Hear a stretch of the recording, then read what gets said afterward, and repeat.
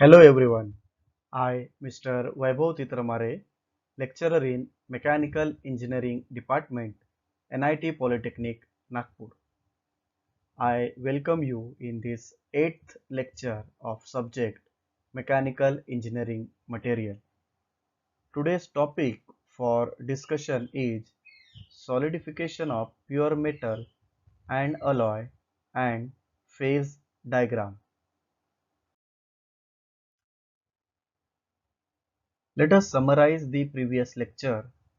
In previous lecture, we have learned about phase, pure metal and alloy. We also studied about the solid solution and their types with their examples and diagrams. We also studied about the Hume-Rothery rule. Hume-Rothery rule is useful for the making of solid solution. Hume-Rothery gives us 4 rules. Learning outcomes. After completion of this lecture, you are able to understand solidification process, understand phase diagram, draw phase diagram. So before starting our lecture, I would like to ask one question: how water is converted to ice? शायद आपको question समझ में आ गया होगा कि पानी से बर्फ कैसे बनाया जाता है। आप वीडियो को पॉज कीजिए और सोचिए। Okay, so you got the answer. The answer is very simple. मैं एक्सप्लेन करने की कोशिश करता हूँ। देखिए, मेरे पास यहाँ पे कुछ डिग्री टेम्परेचर पे ये वाटर है, बराबर से 30 डिग्री सेंटीग्रेड पे ये वाटर है और मुझे इसका आइस बनाना है। क्या बनाना है मुझे? इसका आइस बनाना है। तो हमें क्या करना, जब भी हम मटेरियल को ठंडा करेंगे तो यहाँ की हीट हमें रिमूव करना पड़ेगा। तो ये वाटर जो है ये लिक्विड है, इसकी हीट हम रिमूव करेंगे और ये आ जाएगा 0 डिग्री सेंटीग्रेड ऑफ लिक्विड में। इसका कन्वर्जन किस में हो जाएगा? 0 डिग्री, मतलब सिर्फ यहाँ पे इसका टेम्परेचर कम है। फिर हमें पता है कि बर्फ भी 0 डिग्री सेंटीग्रेड तक ही बनता है, लेकिन देखिए इनकी स्टेट अलग है। इसकी स्टेट लिक्विड है, इसकी स्टेट सॉलिड है, बराबर है। तो हमें और इस 0 डिग्री सेंटीग्रेड ऑफ लिक्विड की हीट को क्या करना पड़ेगा? रिमूव करना पड़ेगा और धीरे धीरे इस वाटर के हमें बर्फ के टुकड़े मिलेंगे, बराबर है। और एक समय ऐसा आएगा कि पूरा का पूरा जो लिक्विड है वो पूरे के पूरे सॉलिड आइस में कन्वर्ट हो गया। तो ये जो 0 डिग्री सेंटीग्रेड का जो लिक्विड था से लेकर 0 डिग्री सेंटीग्रेड का जो आइस है, इसमें जो हीट रिमूव होती है उसे हम लैटेंट हीट बोलते हैं। क्या बोलते हैं उसको? हम लैटेंट हीट बोलते हैं, बराबर है। तो यहाँ से यहाँ तक प्रोसेस कैसे होती है? यहाँ पे सबसे पहले बर्फ के छोटे छोटे मॉलिक्यूल्स बनना चालू होते हैं और यहाँ पे आके पूरे इस बर्तन में हमें क्या मिलेगा? पूरे इस बर्तन में हमें आइस मिलेगा, बराबर है। तो ये जो इनिशियल प्रोसेस होते हैं, यहाँ पे न्यूक्लाई फॉर्म होना शुरू हो जाते हैं। वाटर के क्या फॉर्म होना शुरू हो जाते हैं? न्यूक्लाई फॉर्म होना शुरू हो जाते हैं और फिर उसके बाद वो एक दूसरे के पास आके फिर वो बर्फ बन जाते हैं, बराबर है। और यहाँ पे जो हीट रिमूव होती है उसे हम बोलते हैं लैटेंट हीट। तो इस प्रकार से वाटर से आइस बनता है। चलिए दोस्तों, हम सॉलिडिफिकेशन ऑफ प्योर मेटल के बारे में पढ़ते हैं। जैसे कि आपको इस डायग्राम में दो डायग्राम दिख रहे हैं स्लाइड के ऊपर। ये दोनों डायग्राम एक ही है। इस डायग्राम के y एक्सिस के ऊपर हमने टेम्परेचर लिया हुआ है और x एक्सिस के ऊपर टाइम। y एक्सिस के ऊपर टेम्परेचर, x एक्सिस के ऊपर टाइम। क्योंकि ये प्रोसेस जो है ये सॉलिडिफिकेशन की है, तो सॉलिडिफिकेशन के लिए तो हमको टाइम लगेगा क्योंकि धीरे धीरे हमको कूल करना पड़ेगा, बराबर है। तो हमें अगर सॉलिडिफिकेशन करना है तो सबसे पहले हमारे पास एक लिक्विड होना चाहिए। लिक्विड मेटल को हम दूसरा नाम दे सकते हैं मोल्टन मेटल, जो हाई टेम्परेचर पे अपन ने रखा हुआ है। तो हमारा ग्राफ की शुरुआत यहाँ से होगी। तो यहाँ पे टेम्परेचर सबसे ज्यादा है, बराबर। यहाँ पे टेम्परेचर क्या है? सबसे ज्यादा है। जैसे हम इस लिक्विड मेटल को कूल करेंगे मतलब यहाँ की हीट हम क्या करेंगे? रिमूव करेंगे। तो इस लिक्विड मेटल का टेम्परेचर क्या हो जाएगा, कम हो जाएगा। लिक्विड मेटल का टेम्परेचर क्या हो जाएगा, कम हो जाएगा, लेकिन उसका कोई भी फेज चेंज नहीं होगा, मतलब उसकी स्टेट चेंज नहीं होगी। अभी हमने यहाँ से लेकर यहाँ तक इसका टेम्परेचर कम कर दिया। ये जो टेम्परेचर है उस टेम्परेचर को हम बोलेंगे फ्रीजिंग टेम्परेचर, और ये जो पॉइंट है इस पॉइंट को हम बोलेंगे freezing point. Actually freezing point एक ऐसा पॉइंट होता है जहां से सॉलिडिफिकेशन स्टार्ट होता है, बराबर है। तो इस पॉइंट पे हमारा सॉलिडिफिकेशन स्टार्ट होगा। इस डायग्राम में आप देखेंगे तो सॉलिडिफिकेशन स्टार्ट मतलब क्या, इसके जो मोल्टन लिक्विड जो था, इसके हमें यहाँ पे न्यूक्लियस फॉर्म होते हुए दिख रहे। ये जो तीन दिख रहे हैं आपको, ये क्या है, न्यूक्लियस है, मतलब थोड़ा सा मोल्टन मेटल क्या हो रहा है यहाँ पे, सॉलिडिफिकेशन होने की शुरुआत है, मतलब न्यूक्लियस फॉर्म हो रहे हैं, बराबर है। न्यूक्लियस कैसे फॉर्म होती है देखिए, मतलब ये लिक्विड है, तो यहाँ पे हमें इस लिक्विड के अंदर, हमें ऐसे ऐसे थोड़े थोड़े डॉट्स, मतलब न्यूक्लियाई फॉर्म होने की प्रोसेस शुरू होगी। जैसे जैसे हम समय को बढ़ाएंगे, जैसे जैसे समय को बढ़ाएंगे, ये न्यूक्लियर क्या हो जाएंगी, ग्रोथ हो जाएंगी इनकी, इन न्यूक्लियस की क्या हो जाएंगी, ग्रोथ हो जाएंगी। उसे हम डेंड्रिड्स बोलते हैं, क्या बोलते हैं हम उसको, डेंड्रिड्स, मतलब न्यूक्लियस से जो बड़े रहेंगे वो करेंगे डेंड्रिड्स, बराबर है। तो यहाँ से लेकर यहाँ तक हमने टेम्परेचर फिर से कम किया उसका, तो हमें डेंड्रिड्स मिले, लेकिन हमें भी टोटल सॉलिड मेटल मिला क्या, नहीं। तो फिर से हमने क्या किया, उसका हमने फिर से टेम्परेचर कम कर दिया, और हमें यहाँ पे ऐसे ग्रेन्स मिले, जो कि पूरा का पूरा क्या है, सॉलिड मेटल है। ग्रेन्स मिले, वो कैसा है, पूरा का पूरा सॉलिड का मेटल है। तो इस प्रकार से हमने लिक्विड मेटल को कहाँ पे कन्वर्ट किया, सॉलिड मेटल में। यहाँ पे देखिए टेम्परेचर कांस्टेंट है, बराबर, यहाँ पे टेम्परेचर क्या है, कांस्टेंट है। तो यहाँ से जो हीट निकली है उस हीट को हम क्या बोलते हैं बेटा, लैटेंट हीट बोलते हैं। क्या बोलते हैं उसको, लैटेंट हीट। तो देखते हैं अभी सॉलिडिफिकेशन ऑफ प्योर मेटल। ठीक है, स्टेप्स देखते हैं। During solidification the liquid changes into the solid during cooling, बराबर है। सॉलिडिफिकेशन में क्या होता है, लिक्विड का हम सॉलिड में चेंज करते हैं। The energy of liquid is less than that of the solid above the melting point, hence liquid is stable above the melting point. Liquid जो रहता है ये मेल्टिंग टेम्परेचर के ऊपर स्टेबल रहता है, बराबर है।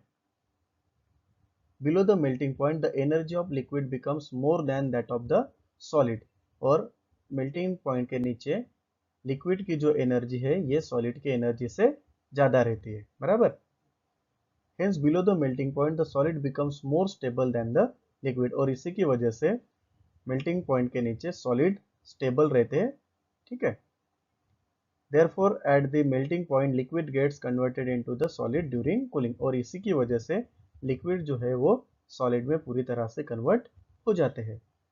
This transformation of liquid into solid below melting point is known as solidification.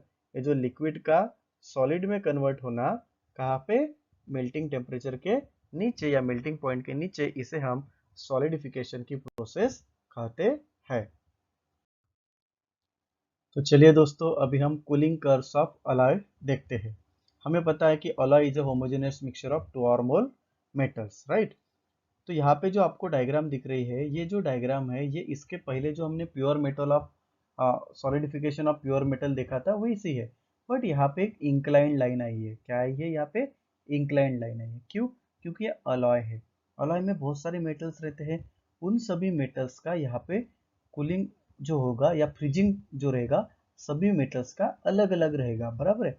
अगर ये एक ही रहता था तो यहाँ पे हमें स्ट्रेट लाइन, प्योर मेटल में एक ही मेटल रहता है इसलिए यहाँ पे स्ट्रेट लाइन आई थी, लेकिन यहाँ पे ज़्यादा से ज़्यादा मेटल्स होने के कारण सभी का फ्रीजिंग पॉइंट अलग अलग होगा, इसलिए यहाँ पे कैसी लाइन आई है, इंक्लाइंड आई है। तो जैसे हम यहाँ पे हाई टेम्परेचर पे जो लिक्विड मेटल था हम उसको कूल करेंगे, यहाँ पे आएंगे फ्रीजिंग पॉइंट पे। उसके बाद यहाँ पे जो लिक्विड रहता है, यहाँ पे जो लिक्विड था उसका धीरे धीरे यहाँ पे क्या होना शुरू हो जाएगा, फेज चेंज होना शुरू हो जाएगा, और यहाँ पे हमें यहाँ पे क्या मिलेगा, सॉलिड फेज मिलेगा। फिर से हम उसको कूल करेंगे तो हमें यहाँ पे फाइनल, हमें यहाँ पे सॉलिड फेज मिल जाएगा, बराबर है। तो यहाँ पे एक ही क्वेश्चन आता है कि इंक्लाइंड लाइन क्यों थी, क्योंकि ये बहुत सारे कंपोनेंट्स है और उसका फ्रीजिंग पॉइंट सभी का अलग अलग रहता है, इसलिए यहाँ पे ये इंक्लाइंड लाइन आई हुई है। एग्जाम में ये फिगर आती है और बोलती है कि ये कूलिंग कर्व किसका है, तो this is A cooling curve of alloy. Okay, ये आपने ध्यान में रखना है। Okay, so let us discuss about the phase diagram. So what is phase diagram? Phase diagram is a graphical representation of various phases with respect to temperature at a certain composition. तो एक phase diagram मतलब क्या होता है? Graphical representation है।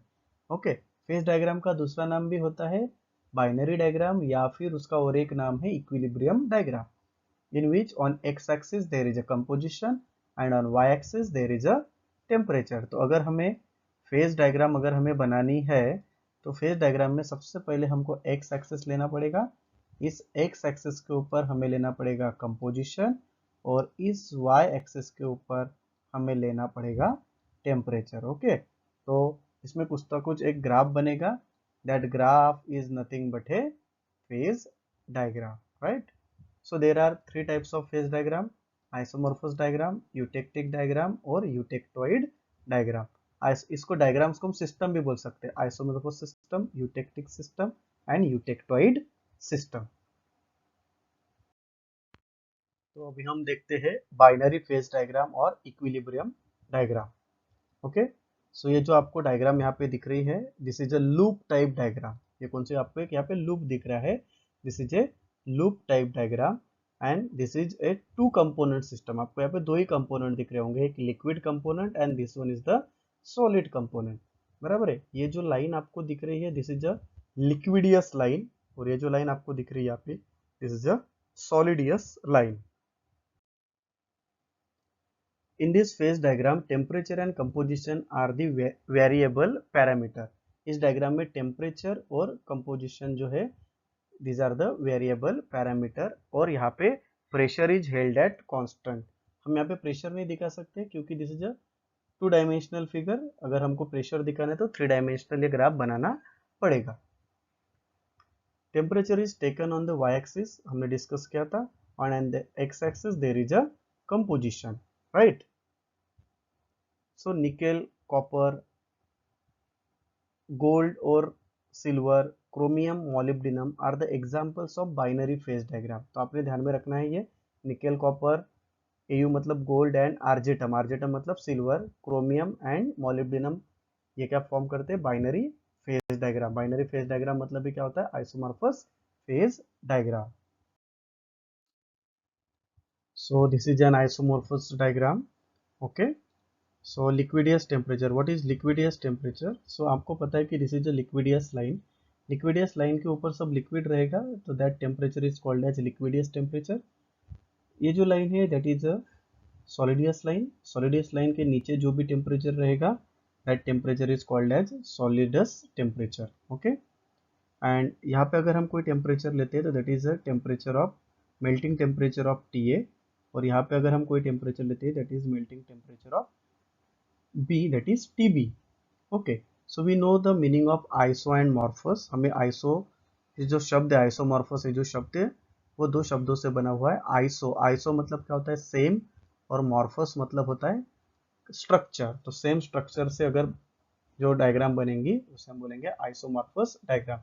और एक isomorphous diagram का यूज है कि isomorphous diagram complete solubility in liquid as well as solid phase में भी काम आते हैं। मतलब लिक्विड, अगर दो मेटल्स हमारे पास है तो और वो लिक्विड स्टेट में भी सॉल्युबल है और सॉलिड स्टेट में भी सॉल्युबल है, अगर ऐसा कुछ होता है तो हम आइसोमॉर्फस सिस्टम का यूज कर सकते हैं। तो isomorphous system is used for complete solubility in liquid state as well as in solid state. Okay, आपने ध्यान में रखना है। So this is a eutectic diagram.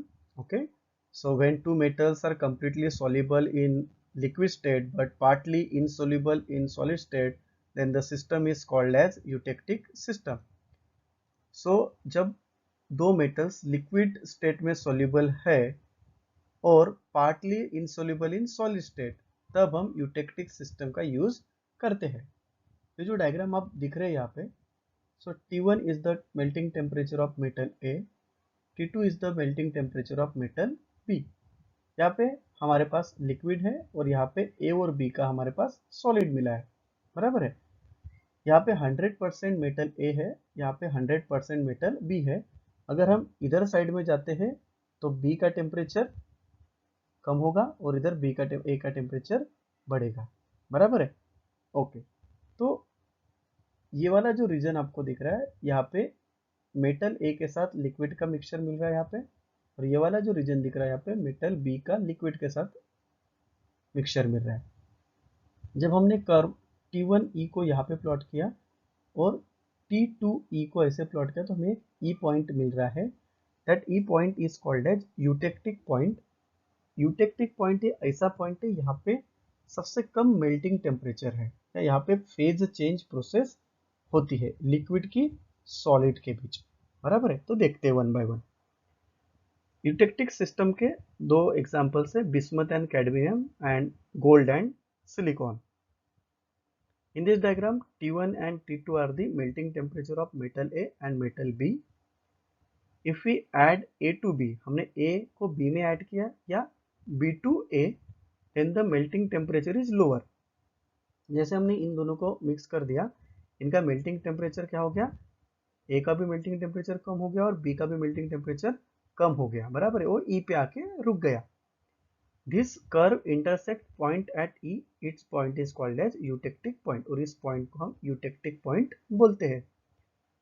Eutectic point represent the lowest temperature at which mixture A and B melts। ये melting temperature है A और B का। The composition of point E is called as eutectic composition। यहाँ पे जो composition हमें मिलेगा, यहाँ पे जो composition मिलेगा, that composition is called as eutectic composition। And this is the reaction. हमारे पास सबसे पहले एक लिक्विड था, इस लिक्विड को हमने क्या किया, कूल किया, तो हमें सॉलिड ए और सॉलिड बी मिला। इस लिक्विड को हमने क्या किया, कूल किया, तो हमें क्या मिला, liquid A plus liquid B. अगर हम इस सॉलिड को इधर डायरेक्शन में हीट करते हैं, अगर हमने इसको हीट कर दिया तो हमें क्या मिल जाएगा, लिक्विड मिल जाएगा, बराबर। The last diagram is binary eutectic diagram. Okay, तो आपको ये जो डायग्राम दिख रही है यहाँ पे, this is a eutectoid diagram. Okay, यहाँ पे T1 is the melting temperature of metal A and T2 is the melting temperature of metal B. Okay, so in eutectic system is a solid state system in which solid solution of definite composition decompose into mixture of two solid। तो ये जो eutectoid diagram है, solid to solid transformation यहाँ पे होता है, मतलब एक सॉलिड के दो सॉलिड यहाँ पे बनते हैं। जैसे आपको यहाँ पे दिख रहा होगा डायग्राम में, सॉलिड ए हीटेड और cooled, solid B plus solid C. Okay, यहाँ पे गामा नाम का सॉलिड है और यहाँ पे alpha plus beta, these are the two more solids. In short it is the process of solid to solid transformation. Solid का सॉलिड में ट्रांसफॉर्मेशन करना मतलब ही यूटेक्टॉइड डायग्राम होता है। In this system transformation of one solid into other two solids on cooling and vice versa. अगर हम इसको कूल करते हैं तो सॉलिड बी और सॉलिड सी हमें मिलेगा। For example iron carbon, copper aluminium, copper zinc, copper tin. The point in equilibrium diagram indicating the composition of eutectoid and temperature of transformation is called as eutectoid point।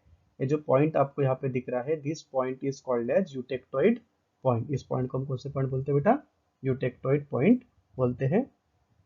देखिए अभी gamma का क्या हुआ, इस alpha के साथ यहाँ पे एक कंपोनेंट मिला, गामा का इस बीटा के साथ और एक कंपोनेंट यहाँ पे हमको मिल गया। तो ओके, तो यहाँ पे भी तीन डबल फेज वाले कंपोनेंट हमको मिल रहे हैं।